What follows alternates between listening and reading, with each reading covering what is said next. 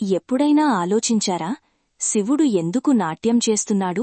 ఒక చేతిలో ప్రాణాన్నిచ్చే డమరుకం, మరో చేతిలో భస్మం చేసే అగ్ని ఎందుకున్నాయి? ఆయన కాలి కింద నలుగుతున్న ఆ చిన్న రాక్షసుడు ఎవరు?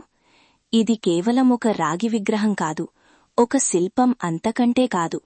ఈ సృష్టి మొత్తాన్ని ఒకే ఒక్క రూపంలోకి కుదిస్తే అదే నటరాజస్వామి. నమస్తే. ఈరోజు వీడియోలో మనం నటరాజ తాండవంలో దాగియున్న విశ్వరహస్యాన్ని డీకోడ్ చేయబోతున్నాం. ఈ వీడియో పూర్తయ్యేసరికి మీరు నటరాజస్వామిని చూసే దృక్కోణం ఖచ్చితంగా మారిపోతుంది. తిల్లాన అడవి కథ. కథ తిల్లై అనే అడవిలో మొదలవుతుంది. అక్కడ ఉండే మునులకు తమ మంత్రశక్తులపై విపరీతమైన అహంకారం. మేము దేవుడి కంటే గొప్పవాళ్లం అనుకునే స్థాయికి వెళ్లిపోయారు. వాళ్ల అహంకారాన్ని అణచడానికి శివుడు ఒక భిక్షాటన చేసే సాధువు రూపంలో ఆ అడవికి వెళ్తాడు. కోపంతో రగిలిపోయిన మునులు శివుడిపైకి పాములను, ఒక క్రూరమైన పులిని పంపుతారు. శివుడు వాటిని చిరునవ్వుతో ఆభరణాలుగా, వస్త్రాలుగా మార్చుకుంటాడు. అప్పుడా మునులు తమ మంత్రశక్తితో అపస్మారుడు అనే ఒక మరుగుజ్జు రాక్షసుణ్ణి సృష్టిస్తారు.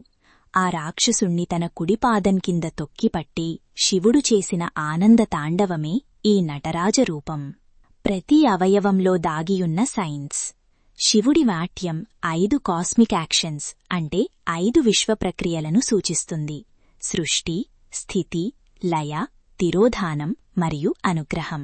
రండి ఒక్కొక్కటిగా చూద్దాం. డమరుకం. సృష్టి. పైనున్న కుడిచేతిలో ఉండే డమరుకం నుంచి వచ్చే శబ్దం ఓంకారం. ఇది బిగ్ బ్యాంగ్కి, సృష్టికి నాంది. పైనున్న ఎడమచేతిలో ఉండే అగ్ని వినాశనానికి ప్రతీక. సృష్టి మరియు వినాశనం ఈ రెండూ ఒకేసారి జరుగుతున్నాయని ఇది చెబుతుంది. అభయముద్ర. స్థితి. కింద ఉన్న కుడిచేయి భయపడకు, నేనున్నాను అని చెబుతూ ఈ విశ్వాన్ని కాపాడే రక్షణను సూచిస్తుంది. అపస్మారుడు. తిరోధానం. శివుడి కాలికింద ఉన్న రాక్షసుడు మనలోని అజ్ఞానానికి, అహంకారానికి ప్రతీక. అజ్ఞానాన్ని ఎప్పటికీ పూర్తిగా చంపలేము, కేవలం అణిచిపెట్టగలం. అందుకే శివుడు వాడిని చంపకుండా బ్యాలెన్స్ చేస్తూ తొక్కిపట్టి నాట్యం చేస్తున్నాడు. పైకి ఎత్తిన పాదం. అనుగ్రహం. కింద ఉన్న ఎడమచెయ్యి పైకి ఎత్తియున్న ఎడమపాదాన్ని చూపిస్తూ ఉంటుంది. ఈ అజ్ఞానం నుండి బయటపడి నన్ను శరణు కోరితే మోక్షం తథ్యం అని దీని అర్థం. చిదంబర రహస్యం. The ultimate secret. దీనికంతటికీ కేంద్రబిందువు తమిళనాడులోని చిదంబరం ఆలయం. ఇక్కడో గొప్ప రహస్యముంది. గర్భగుడిలో ఒక తెర ఉంటుంది. ఆ తెరను తొలగిస్తే దేవుడి విగ్రహం ఉండదు. కేవలం ఒక ఖాళీ స్థలం మాత్రమే ఉంటుంది. బంగారు బిల్వపత్రాలు గాలికి వేలాడుతూ ఉంటాయి. దీని అర్థమేంటో తెలుసా? దేవుడు ఆకారం లేనివాడు, అనంతమైన శూన్యం. ఈ విశ్వమే ఒక శూన్యం. ఇదే ప్రపంచ ప్రసిద్ధి చెందిన చిదంబర రహస్యం. చోళరాజుల కాలంలో ప్రాణం పోసుకున్న ఈ కాంస్య విగ్రహాలు నేడు ఆధునిక ఫిజిక్స్కి, క్వాంటం సైన్స్కి కూడా బెస్ట్ ఎగ్జాంపుల్గా నిలుస్తున్నాయి. నటరాజస్వామి అంటే మతం కాదు, ఇది ఒక ఫిలాసఫీ, ఇది ఆస్ట్రానమీ.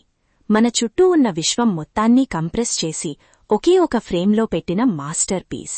అందుకే ఇకపై మీరు నటరాజస్వామి విగ్రహాన్ని చూసినప్పుడల్లా అందులో కేవలం దేవుడిని మాత్రమే కాదు, మొత్తం ఈ విశ్వాన్ని, మీలోని అజ్ఞానాన్ని తొక్కిపట్టే ధైర్యాన్ని కూడా చూడండి. ఈ వీడియో మీకు నచ్చితే లైక్ చేసి మీ ఫ్రెండ్స్ అండ్ ఫ్యామిలీతో షేర్ చేయండి. ఇలాంటి మరెన్నో అద్భుతమైన రహస్యాల కోసం మన ధవళాచల ఛానల్ను సబ్స్క్రైబ్ చేసుకోండి.